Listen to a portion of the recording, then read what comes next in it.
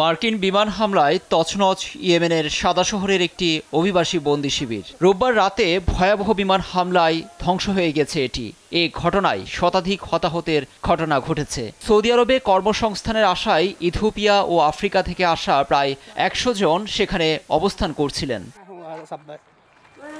ঘটনার তাৎক্ষণিক দায় স্বীকার করে সোমবার বিবৃতি দিয়েছে মার্কিন সেন্ট্রাল কমান্ড। হুতিদের অবস্থান লক্ষ্য করেই সামরিক অভিযান চালানো হয়েছে বলেও দাবি করেছে যুক্তরাষ্ট্র।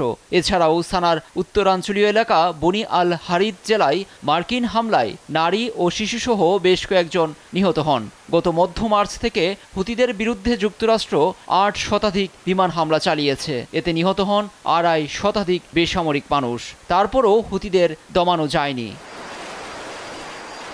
হুতি বিদ্রোহীদের এক কথা, গাজায় ফিলিস্তিনি ও ইয়েমেনীয়দের উপর আগ্রাসন বন্ধ না হলে ইসরায়েল ও মার্কিন সামরিক স্থাপনায়ও তাদের আক্রমণ চলবে।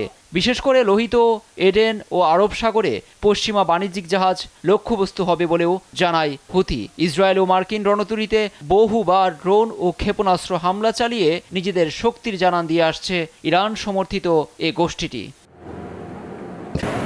লুৎফর কবির, নিউজ ডেস্ক, দেশ টিভি। Raj?